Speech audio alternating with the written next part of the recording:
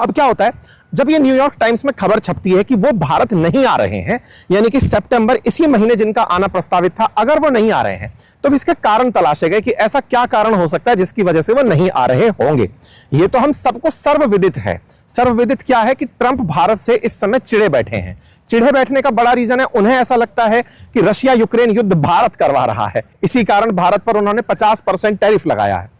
लेकिन उनके खुद के भी अपने बहुत सारे रीजन हैं। जिस तरह से वो इगोइस्टिक आदमी है, जिस तरह से वो इस बात को लेकर चलते हैं कि अमेरिका को भारत ने गांठा ही नहीं, माना ही नहीं, ट्रंप को तो विशेष रूप से कुछ नहीं माना, ये माना ही नहीं। अगर क्या जाता भारत अगर ये स्वीकार कर लेता कि हां भाई ट्रंप ने ही भारत पाकिस्तान के बीच सीज फायर करवाया था।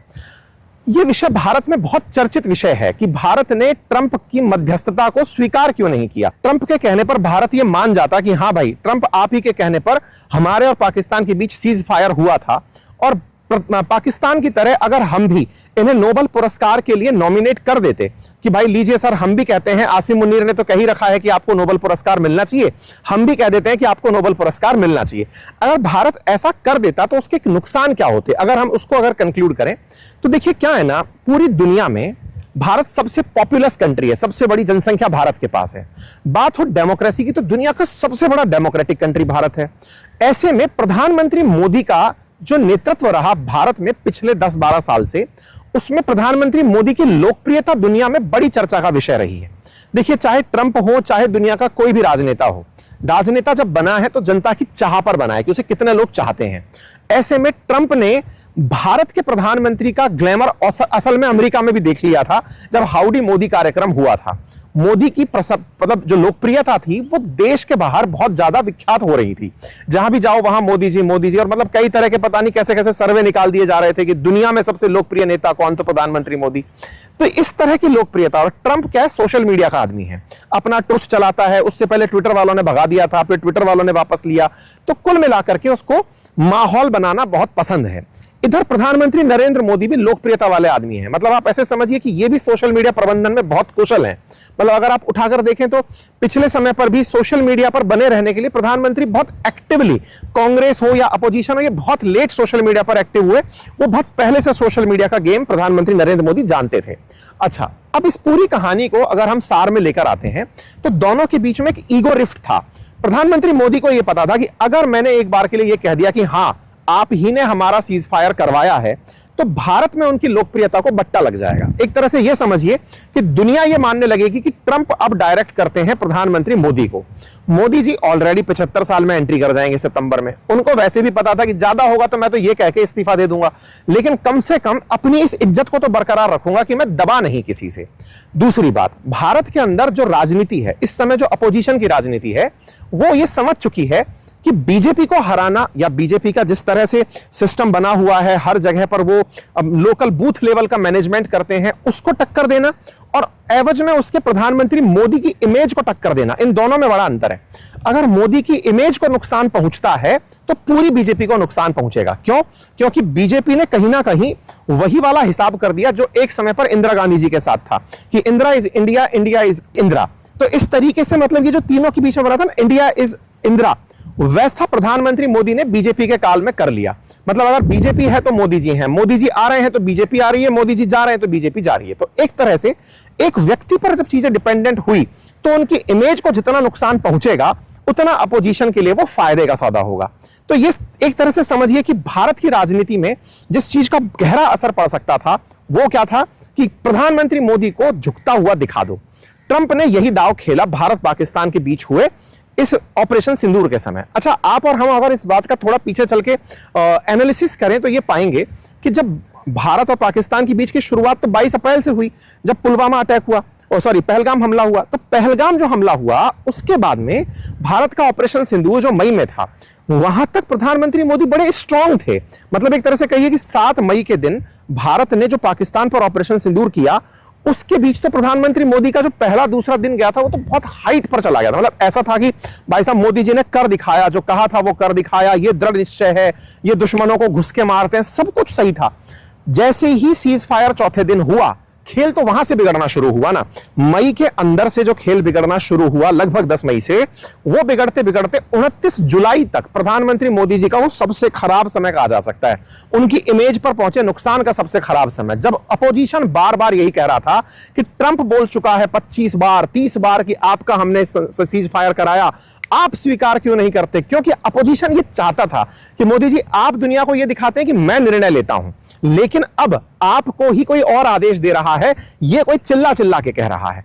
प्रधानमंत्री मोदी शुरुआत में चुप रहे क्योंकि वो कालखंड वो था जिस समय भारत अमेरिका से ट्रेड डील कर रहा था, क्योंकि ट्रंप ने सबको अगस्त का टाइम दिया हुआ था कि मैं टैरिफ लगाऊंगा। इंटरेस्टिंग बात क्या थी कि ट्रंप एक बार बार कह रहे थे कि भारत का पाकिस्तान का जो सीज फायर कराया उसके लिए मैंने भारत को ट्रेड डील दी थी। I got that war stopped. Nobody else could have done that. We did a lot of jobs. We did a lot of wars were stopped that nobody thought would even be possible. And I'll tell you what, the war with India and Pakistan, that was the next level. That was going to be a nuclear war. They already shot down 7 jets. That was raging. And I said, you guys want to do trade? We're not doing any trade. We're not doing anything with you if you keep fighting. You got 24 hours to settle it. They said, well, there's no more war going. And I used that on numerous occasions. Trade, I used whatever you had to use. But we got 7 of them stopped. मैंने भारत से कहा था कि cease fire करा लो, मैं आपको बढ़िया trade deal दूंगा। अब सोचने की बात यह है कि अगर भारत ट्रंप के कहने से मान गया था तो भाई मई से लेकर के और जुलाई तक भारत और अमेरिका के बीच ट्रेड डील क्यों नहीं हुई? अगर ये बिल्कुल वैसी बात है, ट्रंप का जो कहना था वो झूठ कैसा था, वो प्रूव कैसे होता है? क्योंकि ट्रंप का कहना अगर सही सिद्ध होता, मतलब इसको आप ऐसे समझिए, अगर वो व्यक्ति सही होता तो मई में ही भारत और अमेरिका की ट्रेड डील हो जानी चाहिए थी। तब ट्रंप निकल के कहते कि हमने ट्रेड डील इसलिए दी थी इनको। उसने ट्रेड डील भी नहीं दी। क्यों? क्योंकि अब इसके पीछे की कहानी देखो क्या हुआ। कनाडा के अंदर G7 की बैठक हुई थी, ईरान इजराइल का मामला चल रहा था। जब G7 की बैठक हुई तो प्रधानमंत्री मोदी कनाडा गए थे, उधर से ट्रंप निकल लिए थे तुरंत ही, और भारत के प्रधानमंत्री को इनवाइट किया कि आप आ जाओ, यहीं बैठकर बात करते हैं, ऑपरेशन सिंदूर का क्रेडिट बांट लेते हैं, पाकिस्तान वाले तो मुझे दे चुके हैं, आप भी दे दो। प्रधानमंत्री मोदी ट्रंप के पास नहीं गए क्योंकि वो ये समझ चुके थे कि आसिम मुनीर को मेरे बगल में बिठाएंगे और कहीं ना कहीं मुझसे ऑन कैमरा ये कहलवा देंगे कि हाँ आप ही हो। भारत ये नहीं चाहता था। प्रधानमंत्री मोदी अमेरिका के राष्ट्रपति का इन्विटेशन त्याग कर उड़ीसा रैली करने चले आए और वहां आकर उन्होंने पब्लिक के सामने कहा कि मैं ट्रंप का इन्विटेशन छोड़कर यहां आया हूं। कहानी क्या थी? कहानी यह थी कि भारत यह जानता था कि ट्रंप तुम मेरे सामने यह कहलवाओगे कि सीज फायर मैंने करवाया, हम ऐसा कहेंगे नहीं। ट्रंप इस बात के लिए लगातार लगे हुए थे कि भारत कह दे कि हां आपने सीज फायर करवाया तो जो रशिया यूक्रेन का मामला जिसके चलते ट्रंप की बेइज्जती हो रखी है कि हां तुम युद्ध नहीं रुकवा पाए, कम से कम मैं दुनिया को यह बता पाऊंगा कि मैं 2 न्यूक्लियर कैपेबल देशों के बीच में युद्ध रुकवा दिया था, और जब उनके बीच में युद्ध रुकवा दिया तो फिर रशिया यूक्रेन तो क्या ही है। तो ट्रंप अपनी उस हार को, ये बिल्कुल वैसे है कि लड़का यूपीएससी की तैयारी कर रहा था, नहीं निकला, लेकिन सिलेक्शन नहीं हुआ तो अब वो कम से कम कुछ और तो एग्जाम क्वालिफाई करे। अब उसका वो भी नहीं क्वालिफाई हो रहा है। क्वालिफाई के नाम पर कहीं ना कहीं कोई आदमी ये कह दे रहा है भाई साहब नकल किए थे आप तो कुल मिलाकर के ट्रंप की इमेज को बट्टा लग रहा था। ट्रंप इस बात से, क्योंकि जब प्रेसिडेंट बनने से पहले आपने कस्में खाई हो कि मैं एक दिन में रशिया यूक्रेन रुकवा दूंगा, मैं एक दिन के अंदर गाजा पट्टी और इजराइल रुकवा दूंगा, और आप कर नहीं पा रहे हो, तो ये सब चीजें उसकी इमेज पर भयंकर नुकसान पहुंचा रही थी। उसको एक अपॉर्चुनिटी मिली थी, ब्लेसिंग इन डिस्गाइज था भारत पाकिस्तान, जो कि प्री प्लान्ड नहीं था, लेकिन हो गया। तो उसको लगा कि कम से कम यहां से तो एडवांटेज ले लो, लेकिन वो एडवांटेज वो ले नहीं पाया। जब वो एडवांटेज नहीं ले पाया तो उसने सोचा अब इसका क्या हो सकता है, मतलब बेहतर विकल्प क्या है कि भारत को ट्रेड डील के नाम पर डराया जाए कि तुम डरो नहीं तो मैं दुनिया को बता दूंगा, नहीं तो मैं तुम पर ट्रेड डील लगा दूंगा। और भारत इस ट्रेड डील के चलते उसके साथ नेगोशिएशन में रहा लगभग 2 महीने तक। इस बीच में ट्रंप ने देखा कि भारत चुप है, प्रधानमंत्री मोदी बोल नहीं रहे हैं, अपोजिशन उकसा रहा है, तब भी मोदी चुप हो गए हैं, इसका मतलब मोदी डर गए हैं। अब ट्रंप ने जब ये देखा तो उसने कहा चलो अब इनका कुछ और फायदा भी उठा ही लेते हैं, क्योंकि क्या होता है, आप अगर भयभीत हो तो आपको लोग डराने में विश्वास रखते हैं कि डर रहा है ना, चल और डराते हैं। तो और डराया ट्रंप ने ये कहते हुए कि एग्रीकल्चरल गुड्स पर आप जीएम क्रॉप्स को अमेरिका से भारत आने दो, आप डेयरी जो है ना वो आने दो, नॉनवेज मिल्क भारत आने दो। भारत धीरे धीरे यह समझ गया कि ट्रंप को अगर आज हमने ये मोहलत दे दी कि हां भाई तेरी वजह से सब हुआ, तो ये तो अगले 4 साल तक भारत को बिल्कुल निचोड़ देगा। मतलब भारत ने ये चीज एनालाइज कर ली कि इसको कितना सहन किया जाए, क्योंकि ये हर दिन एक कदम आगे बढ़ाता जा रहा है। ये सोच रहा है कि भारत डर गया, भारत डर गया, ये उसकी गलतफहमी थी। कैसे थी यार? भारत वो देश है जो 200 साल अंग्रेजों के गुलाम रह चुका। 200 साल गुलामी के बाद भी उन ब्रिटिशर्स को पछाड़ने वाला भारत क्या अमेरिका के इन टैक्सेस से डरेगा क्या? बस इस बात का एहसास मोदी जी को होने लगा जब देश में लोगों के चेहरे पर उन्होंने अध्ययन किया कि ऑपरेशन सिंदूर के लिए हमने यात्राएं भले ही निकाली, लेकिन भारत के लोग यही पूछ रहे हैं कि रुकवा क्यों दिया, है ना। और अपोजिशन बार बार इस चीज के लिए इनको खींचे पड़ा था कि आप बताते क्यों नहीं हो, बताते क्यों नहीं हो। तो अल्टीमेटली मोदी जी को यह समझ में आ गया कि भाई भारत रहना चाहिए, नंबर 1, और नंबर 2 मेरी इमेज रहेगी तो बीजेपी रहेगी। अगर इमेज कोई बट्टा लग गया तो नुकसान हो जाएगा। बस यही था कि उन्होंने सदन के अंदर उस दिन बोल दिया। 29 जुलाई का दिन था, प्रधानमंत्री मोदी बोलते कि हमने किसी के कहने पर सीज फायर नहीं किया। अध्यक्ष जी, दुनिया के किसी भी नेता ने भारत के ऑपरेशन रोकने के लिए नहीं कहा।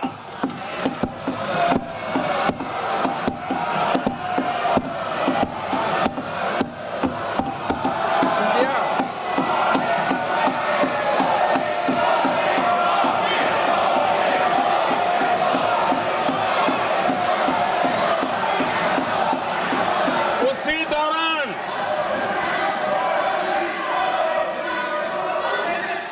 9 तारीख को रात को अमेरिका के उपराष्ट्रपति जी ने मुझसे बात करने का प्रयास किया। वो घंटे भर कोशिश कर रहे थे, लेकिन मेरी सेना के साथ मीटिंग चल रही थी, तो मैंने उनका फोन उठा नहीं पाया। बाद में मैंने उनको कॉल बैक किया। मैंने कहा कि आपका फोन था, 3-4 बार आपका फोन आ गया, क्या है? तो अमेरिका के उपराष्ट्रपति जी ने मुझे फोन पे बताया कि पाकिस्तान बहुत बड़ा हमला करने वाला है, ये उन्होंने मुझे बताया। मेरा जो जवाब था, जिनको समझ नहीं आता है उनको तो नहीं आएगा,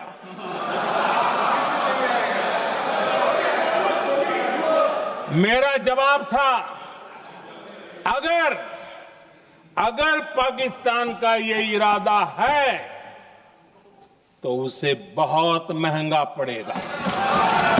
अगले ही दिन ट्रंप उठाते हैं कलम और कह देते हैं कि लीजिए साहब, अब हम आप पर टैरिफ लगाएंगे। 25% टैरिफ तुरंत अनाउंस होना यह दिखाता था कि ट्रंप धमकाए जा रहे थे कि मान जाओ, अदरवाइज तुम पर कोई एक्शन लेंगे। भारत माना नहीं, उन्होंने एक्शन ले लिया। कोई बात नहीं साहब। अब इसमें एक कहानी और घटती है कि अब इस बात को पनिशमेंट में कैसे बदलें, क्योंकि रेसिप्रोकल टैरिफ तो वह आदमी लंबे समय से चिल्ला रहा था। पनिशमेंट में कैसे बदलें, इसको पलटने के लिए उसने तरीका अपनाया कि रशिया यूक्रेन का इल्जाम इन पर डाल दो। रशिया यूक्रेन में तेल खरीदता है भारत रशिया से, ये इल्जाम इन पर डाल दो। अब इल्जाम डाल दोगे तो उससे क्या होगा? पब्लिक सेंटिमेंट ये होगा कि देखो अमेरिका रशिया के युद्ध को रुकवाने के लिए कितना कुछ कर रहा है। तो रशिया का युद्ध ना रुकवाने का फ्रस्ट्रेशन था ऑपरेशन सिंदूर का सीज फायर, वो सक्सेसफुल नहीं हो पाया। तो इन्होंने कहा कम से कम अब ऐसा करो, भारत पर सैंक्शन लगाओ, एक साथ 2 काम हो जाएंगे। भारत पर प्रतिबंध भी हो जाएंगे और उधर रशिया के नाम पर दुनिया वाले खुश हो जाएंगे कि देखो इन्होंने ऐसा किया। इस चलते इन्होंने हम पर टैरिफ लगा दिए। अब साहब कहानी आती है, इस बीच में भारत ने क्या किया? जब 29 जुलाई बीती, भारत यह समझ चुका था कि यह आदमी कुछ ना कुछ तो खेला करने वाला। 29 जुलाई से पहले ही भारत मन बना चुका था कि हम अब इसके खिलाफ चलेंगे, क्योंकि यह आदमी सही जा नहीं रहा। इस बीच में भारत और चाइना की मुलाकात होना शुरू होती है। मुलाकात कैसे होती है? वांग वी की भारत यात्रा होती है। भारत यात्रा होती है, एनएसए मिलते हैं, विदेश मंत्री मिलते हैं, हमारे लोगों की चाइना यात्रा होती है। हम ये समझ चुके होते हैं कि अब समय आ गया है कि इससे अब डरने का नहीं है, सामना करने का समय। अब इस कहानी के लिए भारत से एक मैसेज जाता है अमेरिका को कि चाइना और भारत नजदीक आ रहे हैं। इस बीच में भारत के एनएसए और विदेश मंत्री रशिया जाते हैं। हम सबकी मुलाकात बहुत तेजी से होने लगती है। वाकया क्या था कि अभी आज के समय जब आप ये सेशन देख रहे हैं, प्रधानमंत्री नरेंद्र मोदी चाइना में हैं और उनकी थोड़ी देर पहले ही शी जिनपिंग से मुलाकात हुई है। गलवान वैली इंसिडेंट के बाद भारत की ये पहली यात्रा है, पीएम मोदी की चाइना में पहली यात्रा है। तो अब विचारणीय तथ्य था कि भारत और रूस, भारत और चीन अब ये नजदीक आने शुरू हुए। इनने ये कहा कि बेटा तुम्हारा अल्टरनेटिव बनाना होगा। Alternative Russia, India, China, RIC कहलाता है। एससीओ के अंदर जो 10 मेंबर हैं उनमें ये 3 मेंबर सबसे ज्यादा पावरफुल मेंबर कहलाते हैं। यदि ये तीनों मिलते हैं, तीनों ही प्रताड़ित हैं अमेरिका से, तो अमेरिका को ये बड़ा पट्टा लगाते हैं। दूसरा, रशिया से अमेरिका चिढ़ता है, दुनिया को पता है। चाइना से चिढ़ता है, दुनिया को पता है। ताजा ताजा इंडिया से चिढ़ने लगा है। तो तीनों विरोधी अगर एक हो गए तो ये तो अमेरिका के लिए बड़ा नुकसान है, और यही अमेरिका के राष्ट्रपति के ना आने का बड़ा कारण भी है। क्यों? क्योंकि क्वाड जो था वो बनाया क्यों गया था? चाइना को काउंटर करने के लिए बनाया गया था। चाइना को काउंटर करने के लिए अगर आपने बनाया है और चाइना में ही प्रधानमंत्री मोदी जाकर बैठे हैं, तो ये तो ट्रंप के लिए बहुत घनघोर बेइज्जती वाली बात है, नंबर 1। नंबर दूसरा, BRICS country Brazil, Russia, India, China और साउथ अफ्रीका, पांचों की पांचों ट्रंप के विरोध में हो रखी हैं। ये पांचों अगर और तान दी गई तो ये कुछ ना कुछ अल्टरनेटिव डी-डॉलराइजेशन जैसा ला सकती हैं। नंबर तीसरा, क्वाड के अंदर 4 देश थे। कौन कौन से? जापान, ऑस्ट्रेलिया, इंडिया और अमेरिका। जापान जो है ना, वो असल मायने में भारत के प्रधानमंत्री की कल ही यात्रा देखा है। भारत के प्रधानमंत्री वहां गए, 60 बिलियन से ज्यादा की डील लेकर आ गए। $67 बिलियन के आसपास का आंकड़ा बताया जा रहा है। पीएम मोदी चाइना से पहले जापान गए। इसका मतलब भारत ने क्या समझदारी करी? भारत ने जापान को भी साध लिया कि देखो उस आदमी के चक्कर में मत रहो, वो तुमको नॉर्थ कोरिया से पिटवा देगा, तुम्हें बर्बाद कर देगा, तुम तो हमसे डील करो। जापान ने कहा हम आपके यहां पर $67 बिलियन इन्वेस्ट करेंगे। ये कितना होता है ना, इसका आंकड़ा इससे लगा लो, पाकिस्तान को चाइना ने मात्र $60 बिलियन में खरीद लिया था। वो जो चाइना पाकिस्तान इकोनॉमिक कॉरिडोर है ना, वो $60 बिलियन का इन्वेस्टमेंट था। $67 बिलियन का तो जापान ने भारत में इन्वेस्टमेंट अनाउंस कर दिया है अगले 10 साल के अंदर। मतलब आप समझिए कि जापान भारत में कितना ज्यादा रुचि रखता है। उधर दूसरी तरफ चलो, ऑस्ट्रेलिया वाले जो प्रधानमंत्री हैं वो कुछ दिन पहले ही अमेरिका को ठेंगा दिखाते हुए चाइना की यात्रा पर जाया है। इसका मतलब यह हुआ कि हम आपसी दुश्मनी भुलाने को तैयार हैं, लेकिन ट्रंप से नहीं झुकना है। इसके लिए चाइना, जापान, ऑस्ट्रेलिया, इंडिया, अब ये सब एक होते जा रहे हैं कि भाड़ में जाओ, हम अपने हितों का फैसला करते हैं कि तुमसे मित्रता किसी काम की नहीं है। तो कुल मिलाकर के अब इसका सार अगर निकाला जाए कि ट्रंप के बारे में ये जो खबर आई है, हालांकि ये खबर अभी तक आधिकारिक रूप से पुष्टि नहीं हुई है, ना भारत की अखबार, भारत की सरकार की तरफ से, ना अमेरिकी सरकार से, लेकिन न्यूयॉर्क टाइम्स में छपी है, जिसको भारत की मीडिया ने बढ़ा चढ़ा के लिया है। तो उसके पीछे का बड़ा रीजन मैंने आपको बताया कि यदि ये कुछ होता है तो इसमें अतिशोक्ति नहीं होगी कि ऐसा कैसे हो गया, ठीक है ना। तो उम्मीद है कि आप लोगों को आज के सेशन से ये जानकारी लगी होगी कि ऐसा कैसे हो सकता है। अब सवाल ये आएगा कि ट्रंप अब कर क्या सकता है, मतलब इससे चिढ़ के वो क्या कर सकता है। हो सकता है वो पाकिस्तान की यात्रा पर चला जाए, हो सकता है वो भारत के विरोध में कुछ और फैसले ले ले। तो ये सारी चीजें उससे अपेक्षित हैं, लेकिन ये ज्यादा दिन नहीं चलेगा। ट्रंप को अल्टीमेटली झुकना पड़ेगा, क्योंकि अमेरिका के अंदर ही भारत के समर्थन में और ट्रंप के विरोध में बातें उठना शुरू हो गई हैं कि जो आप कर रहे हो ये बिल्कुल बेबुनियादी और बेवकूफी वाली हरकतें हैं, ये ज्यादा दिन नहीं चलेंगी। खैर, अब जो भी है फिलहाल के लिए इतना ही। उम्मीद है कि आप सभी साथियों को ये जानकारी पसंद आई हो। हम कंटेंट क्रिएटर्स के जो आपके लिए हम तरह तरह की खबरें लाते हैं, अपने जीवन में कुछ हमारी प्राइवेट यात्राएं भी होती हैं, काम से इतर भी कुछ होता है। तो लंबे समय बाद एक ब्रेक लिया था, लेकिन लगातार फिर ये रियलाइज हुआ कि नहीं, मेरा ब्रेक बनता नहीं है, क्योंकि खबरें पुरानी होती जा रही हैं। तो खबरों के आप विश्लेषण में जब एंट्री कर ही चुके हैं, तो क्यों ना इस खबर को कवर कर दिया जाए। तो अगेन आउटसाइड से आज आपको ये जानकारी मिली, तो आपने मुझे सुना इतनी देर तक के लिए, उसके लिए बहुत बहुत धन्यवाद। अपना ख्याल रखिए, और चैनल पर नए हैं तो सब्सक्राइब अवश्य कर लीजिएगा। बहुत बहुत धन्यवाद।